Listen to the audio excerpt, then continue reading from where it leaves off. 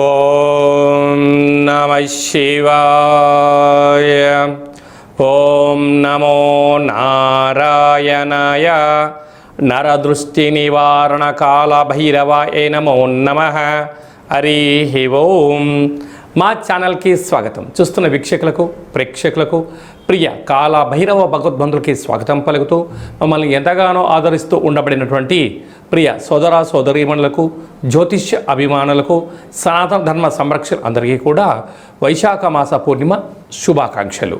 విశేషమైనటువంటి ఈ వైశాఖ మాసంలో పూర్ణిమ గగనంలో ఆకాశంలో ఎంత వెలుగు ప్రసాదిస్తుందో, అలాగనే శ్రీ లక్ష్మీ సమేత నవనారసింహ స్వామికి ఆశీస్సులు అందరిపైన ఉండాలని, అందరినీ చల్లగా చూడాలని కోరుకుంటూ మనసారా ఆశీర్వచనం.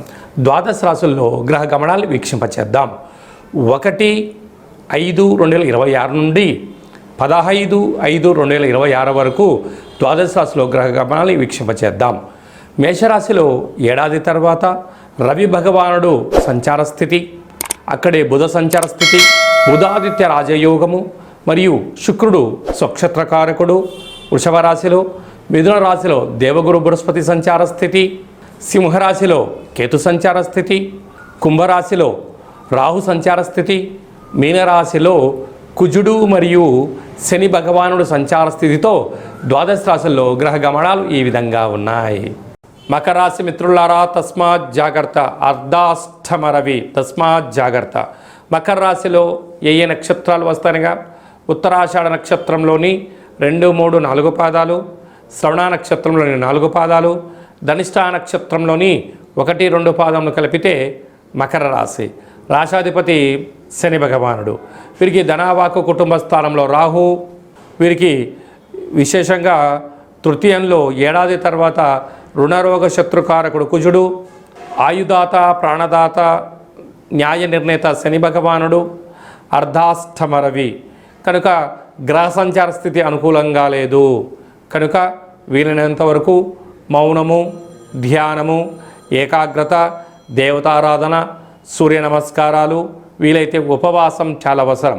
కనుక లక్ష్మీ నవనారసింహస్వామి కళ్యాణంలో పాల్గొనడం, స్వామివారికి యథాశక్తిగా నీలము రంగు కలిగినటువంటి వస్త్రాలను సమర్పింపజేయడం, ఆ కళ్యాణం చేసిన తర్వాత అక్షంతలను శిరస్సుపైన ధరింపచేయడం, పూర్ణిమ రోజున ఒక వెడల్పాటి పాత్రలో తెల్లటి నువ్వులను వేసి చంద్రభగవాన్ని దర్శించుకొని ఆ నీటిని ఎవరి తొక్కనటువంటి స్థలంలో రావి చెట్టుకు కానీ, వేప చెట్టుకు కానీ, మేడు వృక్షానికి కానీ పోసినట్లయితే జాతకంలో గ్రహదోషం తొలగి ఆనందకరమైన, ఆరోగ్యకరమైన, ప్రశాంతకరమైన జీవితాన్ని మకర రాశి జాతకులు పొందగలరు. కనుక వీలైనంత వరకు ఆరోగ్యమే మహాభాగ్యము, సత్ప్రవర్తనే జీవన విధానము, తప్పక సూర్యారాధన, సూర్య నమస్కారం అవసరం.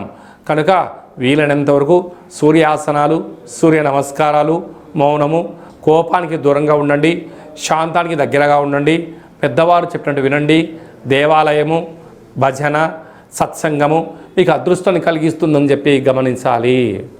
మనకు ఈ విధంగా వైశాఖ మాసం అంతను కూడా అద్భుతమైన ఆధ్యాత్మిక మాసము. అంటే సకల దేవతలు జన్మించినటువంటి కళ్యాణ మహోత్సవ కార్యక్రమాలను కూడా మనం చూసుకుంటూ ఉంటాం. కనుక ఈ వైశాఖ మాసంలో పూర్ణిమకు తిథి రోజు ఒక్కరోజు ముందర మనకు లక్ష్మీ నవనారసింహ స్వామి యొక్క జయంతి మహోత్సవ కార్యక్రమాలు కూడా జరుగుతున్నాయి. కనుక మనమందరము కూడా స్వామివారి కళ్యాణంలో పాల్గొన్న తదనంతరము ఈ పూర్ణిమ తిథి యందున తప్పకుండా రాత్రిపూట ఒక వెడల్పాటి పాత్రలో నీటిలో విభూదిని వేస్తే తెల్లగా కనపడుతుంది. అందులో నుంచి చంద్రుని దర్శించగలిగినట్లయితే ఆ చంద్రుని చూస్తూ మీ కోరికలు కోరుకొని ఈ యొక్క సంపూర్ణమైనటువంటి చంద్రుడి దర్శనం చేసినటువంటి ఈ యొక్క క్షీరసాగరంతో సమానమైనటువంటి ఈ యొక్క విభూది జలాలను తలపైన చల్లుకున్నట్లయితే, తదనంతరం ఒక మామిడి వృక్షానికి పోసినట్లయితే అఖండమైన అష్ట కష్టాలు తొలగిపోయి అష్టైశ్వర్య ప్రాప్తి కలుగుతుందని చెప్పి గమనించాలి. మనము ముఖ్యమైన పండగల గురించి క్లుప్తంగా, సవివరంగా, సంపూర్ణంగా తెలుసుకుందాం.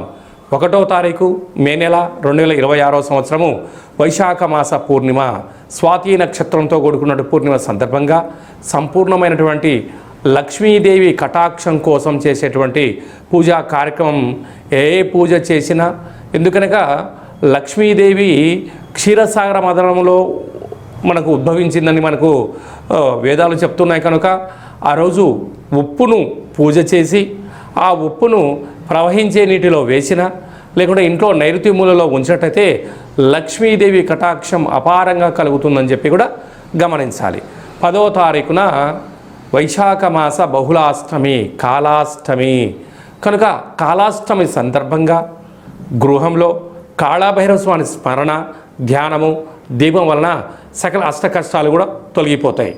12వ తారీఖున హనుమాన్ జయంతి కనుక మనకు రామతత్వానికి భక్తి తత్వానికి హనుమంతుడు స్వామివారే కనుక ఆ రోజు హనుమంతుల స్వామివారికి తమలపాకుల పైన శ్రీరామ శ్రీరామ అని రాసి 100 ఆకుల పైన సింధూరంతో రాసి ఆయనకు మాలను సమర్పించినట్టయితే సకల భూత ప్రేత పిచాచ సకల శనిగ్రహ దోషాలు సంపూర్ణంగా తొలగిపోతాయని చెప్పి గమనించాలి. అలాగనే మీ వ్యక్తిగత జాతకం తెలుసుకోవాలనుకుంటున్నారా? మీ యొక్క పేరు, పుట్టినటువంటి తేదీ, నెల, సంవత్సరం, పుట్టిన సమయం రాసి వాట్సాప్ ద్వారా పంపించగలరు. అలాగనే డేట్ ఆఫ్ బర్త్లో లేనటువంటి వారు మీ యొక్క పేరు, మీ యొక్క ఫోటోను వాట్సాప్ ద్వారా పంపించగలిగినట్లయితే గవ్వళ ద్వారా, రమణ శాస్త్రం ద్వారా, కాళభైరవ ఉపాసన చేత భూత భవిష్యత్ వర్తమానాన్ని తెలియజేయడం జరుగుతుంది. మీ డేట్ ఆఫ్ బర్త్లు పంపించినట్లయితే 100 సంవత్సరాల జాతకం రాసి పంపించి మీరు పుట్టినప్పుడు గ్రహ గమనాలు ఎలా ఉన్నాయి, ప్రస్తుతం ఎలా ఉంటున్నాయి, భవిష్యత్తులో ఎలా ఉండబోతున్నాయో సవివరంగా సంపూర్ణంగా తెలియజేయడం జరుగుతుందని చెప్పి గమనించాలి. అపాయింట్మెంట్ తీసుకొని సంప్రదించగలరు. అందరికీ శుభాన్ని, జయాన్ని, ఐశ్వర్యాన్ని, ఆనందాన్ని ప్రసాదించాలని మనసారా ఆశీర్వచనం. శతమానం భవతి శతాయు పురుష సతేంద్రియ ఆయుష్యేవేంద్రియే ప్రతిష్టతి ధనం ధాన్యం బహుపుత్రలాభం శత సంవత్సరం దీర్ఘమాయు సర్వే జనా సుఖినో భవంతు లోకా సమస్తా సుఖినో భవంతు సర్వం కాళభైరవ దేవతార్పణమస్తు. హరి ఓం. ఈ వీడియో మీకు నచ్చినట్టయితే మా ఛానల్ని సబ్స్క్రైబ్ చేసుకోండి, లైక్ చేయండి. ఈ ఆధ్యాత్మిక భక్తి సమాచారాన్ని భగవద్బంధులకు, మిత్రులకు చేరవేసి హిందూ ధర్మాన్ని కాపాడండి.